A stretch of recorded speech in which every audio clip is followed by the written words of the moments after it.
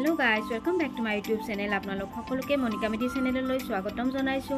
আশা কৰো আপোনালোক সকলোৱে ভালে ভালে আছে আৰু লগতে আমিও ভালে ভালে আছো। আজি লৈ আহিছো এটা একেবাৰে সহজ ৰেচিপি আৰু শৰীৰৰ বাবে আটাইতকৈ সুস্বাস্থ্যৱান ৰেচিপি। গতিকে আপোনালোক ভিডিওটো স্কিপ নকৰাকৈ শেষলৈ চাব আৰু ভিডিওটো ভাল লাগিলে লাইক কমেন্ট আৰু সাবস্ক্ৰাইব কৰি দিব। আহক এতিয়া ৰান্ধিবলৈ আৰম্ভ কৰো।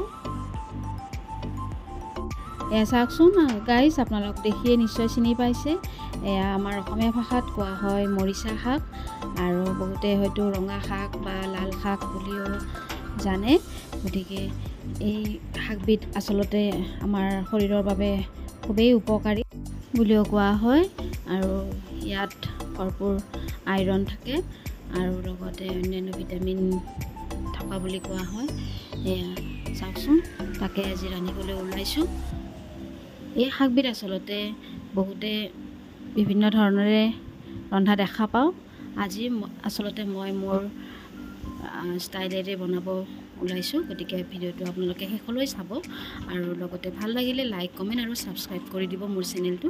সেয়া চাওকচোন প্ৰথমতে শাকখিনি মই বজাৰৰ পৰা কিনি আনি এনেদৰে এখিলা এখিলা পাত ভালকৈ চাই আৰু ভালদৰে বাছি লৈছোঁ, কাৰণ ইয়াতে কেতিয়াবা কিছুমান পাতত পোক থাকে। সেইবাবে মই এডাল এডালকৈ সানি উলিয়াই লৈ সেয়া ভালকৈ বাছি ল'লোঁ। তাৰপিছত আকৌ এবাৰ ভালকৈ ধুই ল'ম। এয়া আটাইখিনি শাক মই এনেদৰে বাছি ল'লোঁ।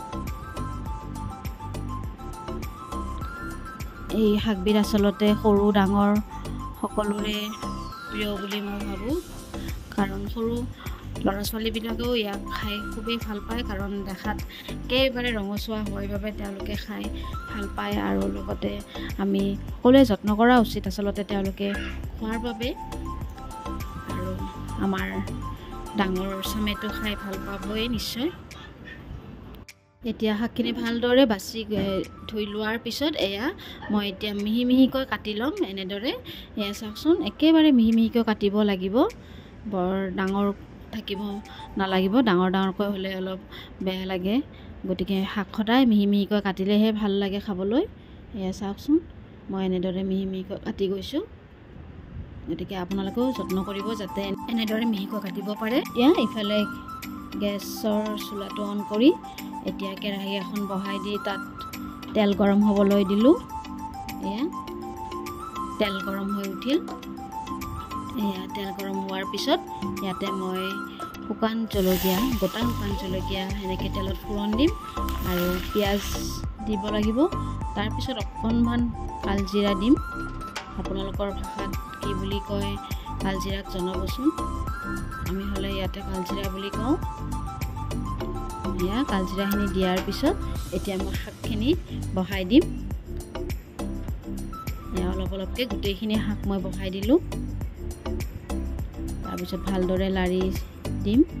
এয়া ভালকৈ মই হেতা এখনেৰে লাৰি দিম এনেদৰে।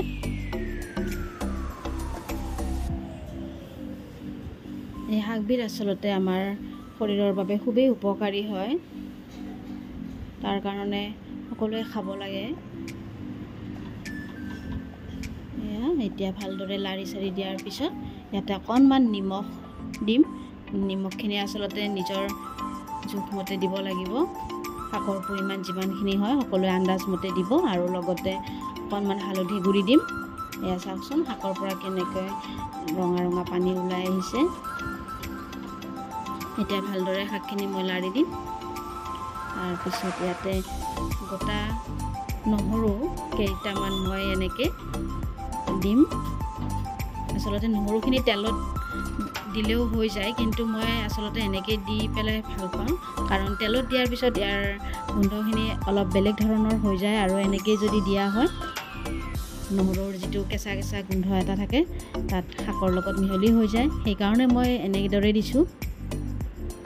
আপোনালোকে আপোনালোকৰ নিজৰ ইচ্ছামতে দিব।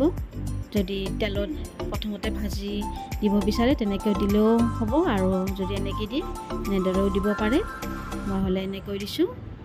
এনেকৈ দিলে সোৱাদটো অলপ বেলেগ ধৰণৰে আহে। এতিয়া ৰহুনখিনি দিয়াৰ পিছত এনেদৰে ভালকৈ ঢাকনি মাৰি দি অকণমান সময় সিজিবলৈ দিম আৰু সিজাৰ হোৱাৰ পিছত এয়া চাওকচোন মই ভালদৰে এতিয়া লাৰি দি আছোঁ শাকখিনি। এনেদৰে পানীখিনি যেতিয়া একেবাৰে কমি যাব তাৰপিছত ৰহুনখিনিও যাতে সিজি যায় এনেদৰে অকণমান থেতেলি দিব লাগিব। আমি হেতাখনৰে এনেদৰে দিব পাৰোঁ। এয়া চাওকচোন দেখিবলৈ কিমান ধুনীয়া হৈছে, একেবাৰে ৰঙা টিকটিকীয়া হৈছে, খাবলৈ কিমান ভাল লাগিব।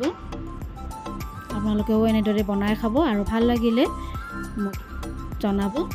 আৰু আপোনালোকে বাৰু কেনেদৰে ৰান্ধে মোৰ কমেণ্টত জনাবচোন। মোলৈ কমেণ্ট বক্সত আপোনালোকে কমেণ্ট সহকাৰে দিব পাৰে। আৰু যদি কিবা ভুল ত্ৰুটি থাকে তেনেহ'লেও জনাব পাৰে মোৰ কমেণ্টত। এয়া ভাজিখিনি শুকানকৈ হোৱাৰ পিছত এতিয়া মই এনেদৰে প্লেটত নমাই ল'ম। এয়া চাওকচোন মই এটা কেঁচা জলকীয়াৰে পৰিৱেশন কৰিছোঁ আৰু গৰম গৰম ভাতৰ লগত খাবলৈ খুবেই মজা হ'ব এই শাক ভাজিখিনি। গতিকে আপোনালোকেও এনেদৰে ঘৰত বনাই খাব আৰু ভাল লাগিলে লাইক কমেণ্ট আৰু ছাবস্ক্ৰাইব কৰি দিব। তো আজিলৈ ভিডিঅ'টো ইমানখিনিয়ে আছিলে। পুনৰবাৰ আকৌ এটা নতুন ভিডিঅ'ত লগ পাম। আজিলৈ ধন্যবাদ ভিডিঅ'টো শেষলৈ চোৱাৰ বাবে। আৰু লগতে আপোনালোক সকলোৱে ভালে কুশলে থাকক এয়াই কামনা কৰিলোঁ। আৰু লগতে মোৰ চেনেলটো ছাবস্ক্ৰাইব কৰি দিব। ধন্যবাদ।